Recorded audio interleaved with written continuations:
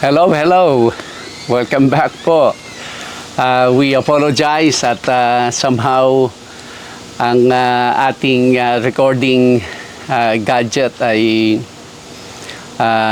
hindi po somehow giving us trouble lately. At I think 2 weeks na hindi tayo nakapag-upload. Pero we'll continue this time. Lord willing, may Yahweh bless this recording. I will be able to edit and upload sa YouTube. Ano po. But anyways, again, kami po ay nagpapasalamat sa mga patuloy na nanonood sa ating mga series na pag-aaral. Meron na nga po tayong mga several requests and inquiries na bakit hindi po tayo nakakapag-upload. Yun lang po. But again, salamat sa Panginoon. Salamat po sa prayers ng ating mga kaibigan, kapatiran, who continue to watch and follow and support ito pong ating channel na ito. Anyways, ito po ang layunin natin.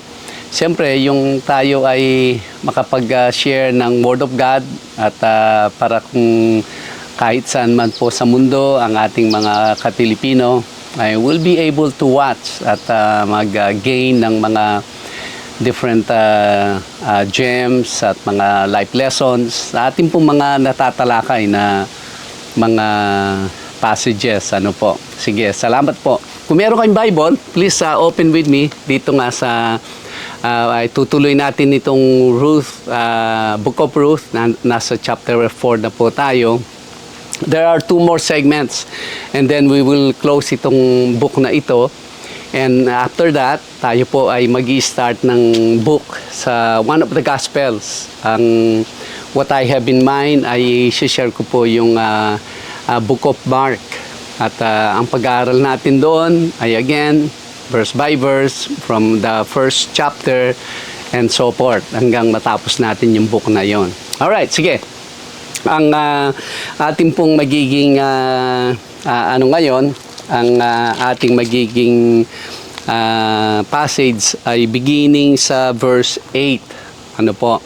As a point of review, ang nangyari po the last time, si Boaz nga, sa verse 1 to verse 6. I believe verse 1 to verse 6. And then, verse 1 to verse 6. Si Boaz ay minute niya yung close relative na si Boaz. And yung end ng chapter 3, binigyan niya ng salita si Ruth na, sige, I'm willing to take you as my wife. But sa ang kalagayan, ang situation nila, meron pang mas closer relative bago siya. Parang siya ay, kumbaga, second cousin ni Elimelech, meron pang first cousin. So he needs to talk to that cousin, yung close relative, na i-offer niya yung property ni na Elimelech. At you see Ruth nga na widow ni Malon na maging asawa. Yun ngayon ang purpose ni Boaz. Kaya dito sa verse 1 to verse 6 ng chapter 4, makita natin si Boaz, nag-gather siya ng mga witnesses, mga elders of the town. At yun na nga, ay kinausap at kinausap sila hanggang dumating yung close relative. At yun, pinresent ni Boaz. Ngayon, makikita natin dito, again, we will give a little more emphasis dun sa una, nag-oo yung close relative. And then later, nag-change mind naman siya. Yun. Gusto po natin bigyan yan. At least, meron po tayong 3 life lessons, good life lessons dito sa segment na ito. Ano po?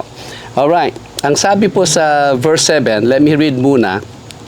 Ang sabi po sa verse 7 ng chapter 4, now this was the custom in former times in Israel concerning redeeming in exchanging to confirm anything. One man took off his sandal and gave it to the other. And this was a confirmation in Israel. Ayan. So remember, ano po, siningit lang yon para mamaya kasi magkakaroon ng ganitong action. Para malaman natin, siyempre, even ang author, piniprepare na tayo kung ano yung, kasi kung hindi sasabihin yun, bakit binigay lang yung sandal? Ano yan? What is that for? Yun lang po yung part ng verse 7 dito. So dito, eto na, ang verse 8, sabi niya, therefore the close relative said to Boaz, buy it for yourself.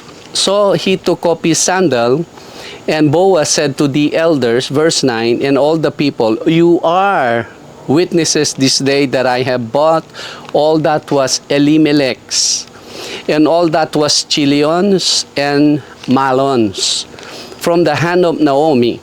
Moreover, Ruth the Moabitess, the widow of Malon, I have acquired as my wife, to perpetuate the name of the dead through his inheritance, that the name of the dead may not be cut off from among his brethren, and from his position at the gate. You are witnesses this day. Ayan. Yun na po yung end ng verse 10. Ano po? Tingnan natin. Remember, sa verse 6, sinabi ng relative, I cannot redeem it for myself, lest I ruin my own inheritance. For you redeem my right of redemption for yourself, for I cannot redeem it. Ayan. Balikan po natin ito. Ito pong close relative, kanina nung sinabi ni Boaz, sabi niya, ito yung property ni na Elimelech na ibenta nila. At ngayon, gusto kong bilhin pero ikaw ay mas malapit sa akin. Kung bibilhin mo, you buy it. Pero kung hindi, ako bibilin ko. Sabi niya, ay, bibilin ko, sabi niya. So, gusto niya yung property. And then, sabi ni Boaz, kung bibilhin mo yan, ay as a responsibility ng isang relative sa levirate law nila, ay you need to take Ruth, ang widow ni Malon, kasi wala si Malon, para magpatuloy yung pangalan nila. Anong pong ibig sabihin nung sinabi ni Boaz? Meaning, pag kinuha mo si Ruth, alimbawa, kung yung close relative, kinuha niya si Ruth at naging asawa niya, may pamilya na siya. Kung kukunin niya si Ruth, pag kinuha niya si Ruth, maging asawa niya, yung magiging anak nila, hindi naman sa pangalan niya, pangalan ni Malon, will be after sa pangalan ni Malon. So parang may conflict ngayon, di po ba? May conflict ngayon, may property, nasa pangalan ni Malon, itong mga anak niya, nasa pangalan naman niya. So magkakaroon ng complication, kumbaga yung kanilang mga property nitong close relative. Ayoko, sabi niya. Now, tingnan po natin, number 1 lesson po dito. Ang pagiging Kristiyano ay in this life, tulad ng ating Panginoong Jesus, Panginoong Yeshua, He came to serve. Dahil dito, ang purpose niya, He knew where the people will end kung hindi sila makarinig ng gospel. At sila ay pupunta, mapapahamak ang kanilang mga kaluluwa. Alam natin kung saan, sa impyerno. So, He came to serve. Yung purpose na parang mga tao ay maligtas sila dun sa, kumbaga, yung direction na iyon. Now, later on, ang ating Panginoon ay naluklok siya sa kanyang trono after niyang mag-ascend. Alright. So, meaning, meron pong responsibility today, may responsibility here, at meron pong glorification there. Pero ang typical na tao ay katulad po ng close relative na ito, na gusto nila yung mga promises, blessings, pero pagdating sa responsibility, they don't want that. Ma-i-endanger ang kanilang posisyon. Kumbaga sa kwento, yung inheritance nitong close relative. Pero sa panahon po natin ngayon, ito pang nangyayari. ano po yung posisyon natin sa buhay nung tayo po ay makakilala sa ating Panginoong Hesus. Kung ang posisyon natin sa buhay na ito ay tayo ay say meron tayong mataas na posisyon sa trabaho, sa kumpanya, meron po tayong mga network na kung saan ang ating business ay ano yan, flourishing yan. Pero the moment na nakakilala tayo, malalaman natin ay meron palang given responsibility na ano sa shoulder ko ang pagiging Kristiyano. Kung gagawin ko ito, maapektuhan ngayon yung maapektuhan yung mga ginagawa ko ngayon. Ay, wag na, sasabihin mo. Wag na. Hindi ko kaya yan. Magbigay na lang ako ng pera sa church. Magbigay na lang ako ng ikapuko sa church. O kaya, mabili na lang ako ng chair sa church. Kung ano man yung iniisip. Basta wag lang maapektuhan yung ginagawa mo. Yan po ay type nitong close relative na i-offer sa kanya. And yet, nung una, yung property, gusto niya. Pero nung he has to take si Ruth, kasi si Ruth, critical po yun. Kung walang kukuha kay Ruth, kung walang magpapatuloy sa pangalan ni Malon, maka-cut off na yung family ni Elimelech sa tribe ng Judah. Kasi mga Judahites po sila eh. Now, sa atin, ito po.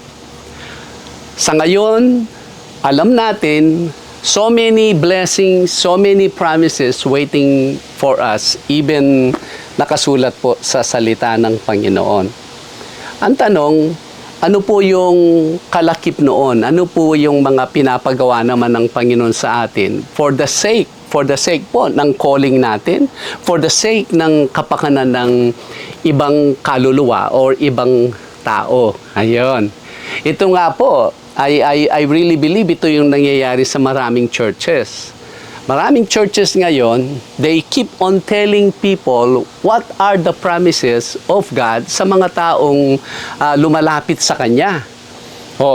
Pagdating sa physical, pagdating sa spiritual, pagdating sa you name it, totoo naman po yung kanilang mga sinasabi sa mga tao sa mga church attendees. Pero ang tanong, isinasama ba nila yung responsibility nila? Ano po kaya yung responsibility ng isang Kristiyano? Well, ang responsibility ng bawat Kristiyano, since meron po tayong banal na espiritu sa ating puso, since meron po tayong direct communication sa ating Amang Diyos, the Lord will tell us ano yung participation natin sa ministry.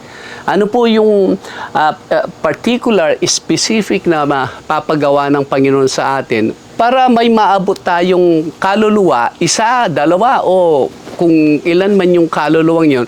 Pero, ang risk po dyan ay meron po siyang risk kung ano yung kalagayan mo sa buhay. Ayan.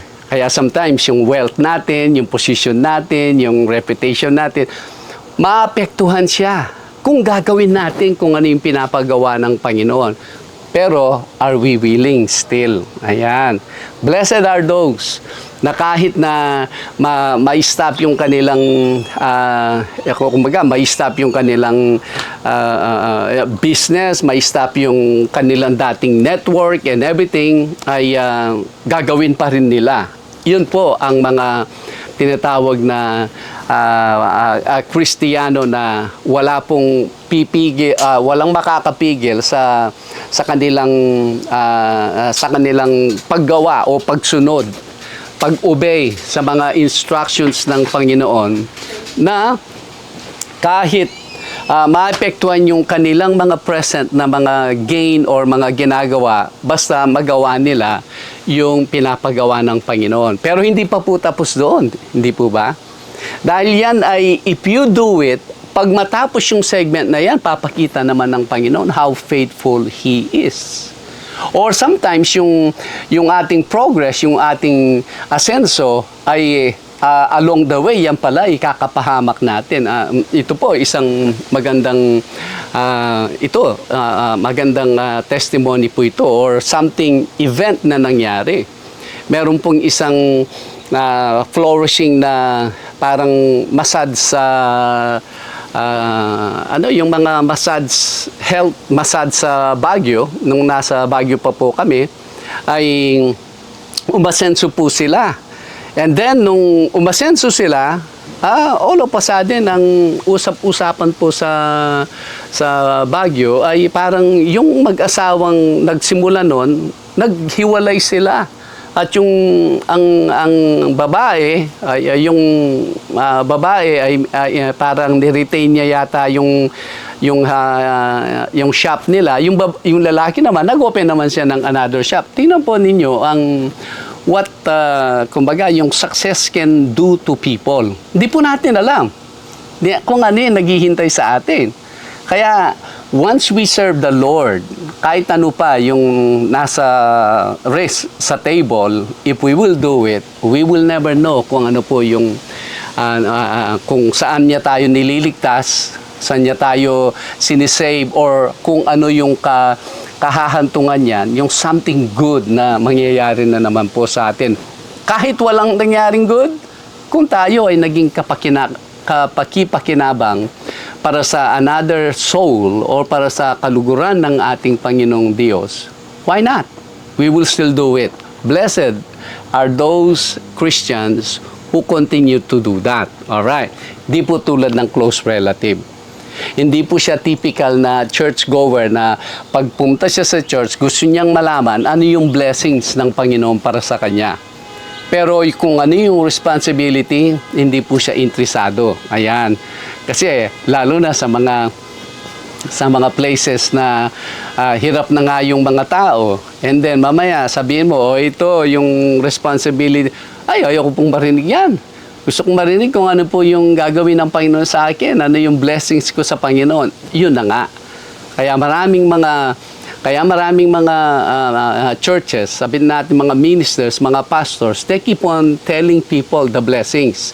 Pero that's only half of what they should hear. Dapat marinig din nila ano po yung responsibility naman nila. Yung mga promises ng Panginoon, that will never fail. Ibibigay po sa atin. Kaya lang ang tanong, are we ready to hear our responsibility today? Di po ba parang magiging spoiled brat tayo?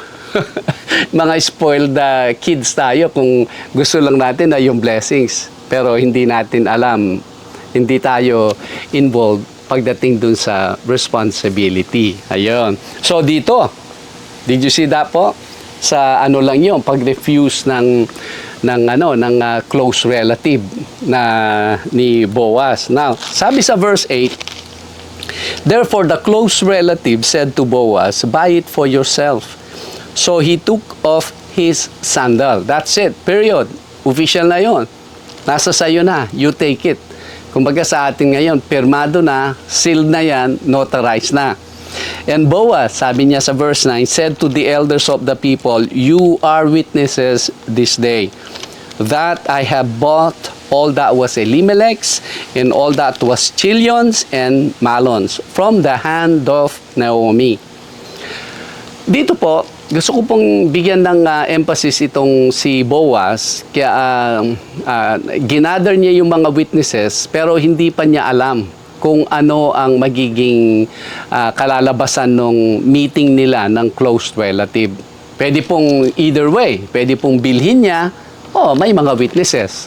Bibiling ko, sabi niya, may witnesses. Pero since nag-refuse siya, may witnesses din. So, sometimes tayo, we want witnesses pag favorable po sa atin, isn't it? Mas maganda po, let's follow yung step ni Boaz na in everything that we do, let's consider na witnesses are watching us.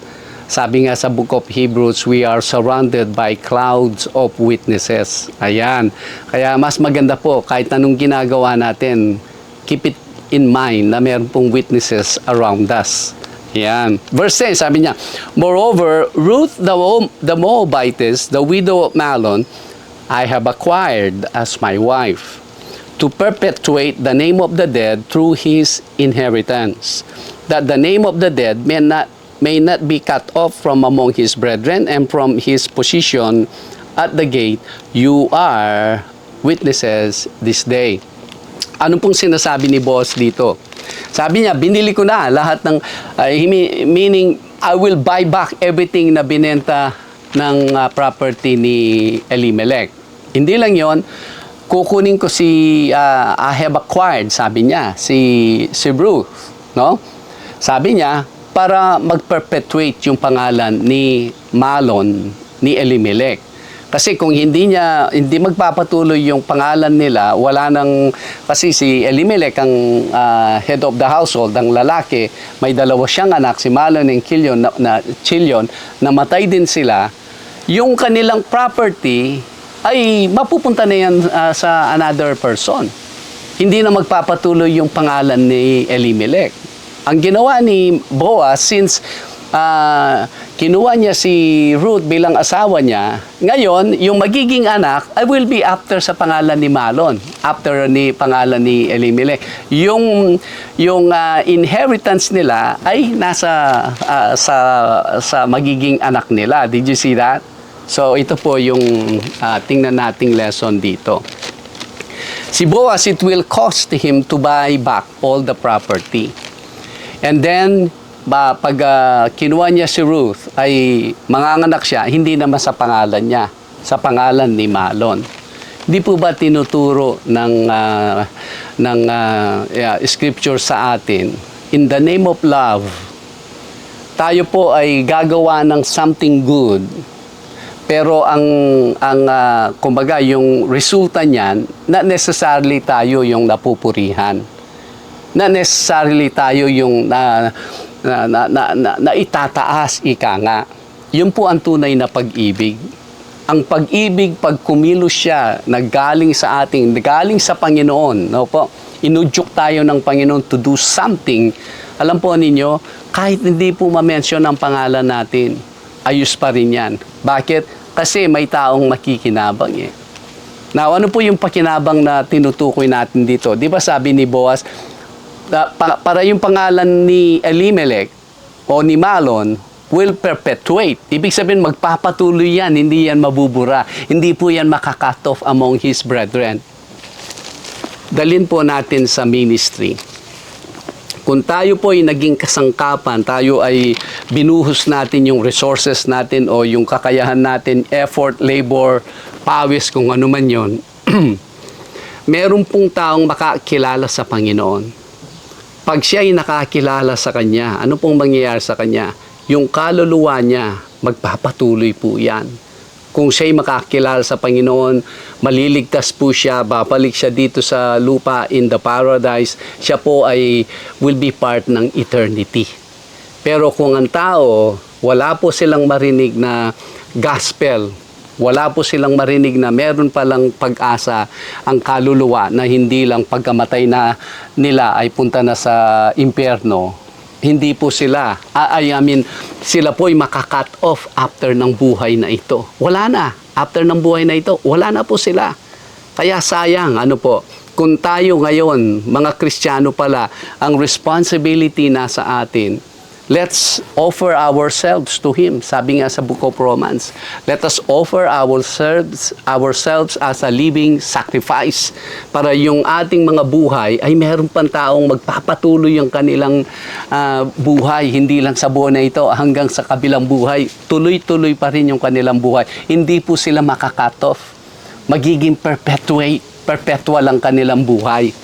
Dahil sila ay makakasama sa eternity. Parang may beast na maaligid sa akin. But anyways, yun po ang pwede nating i-end dito. Sabi niya sa verse 10, I will read it again. Moreover, Ruth the Moabitess, the widow of Malon, I have acquired as my wife, to perpetuate the name of the dead may not be cut off from among his brethren, and from his position at the gate. You are witnesses at the gate. Alam ni Boaz kung ano po yung ina-accomplish niya dito. Nawa, ganun din po tayo.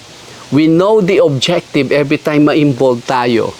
sa gawain, whether in a small part or big part. Mas maganda po yung alam natin. Ito may makikinabang sa gagawin kong ito. Whether i-announce yung pangalan ko sa pulpit na ni pastor o kung sino man yung magpapasalamat, it doesn't matter.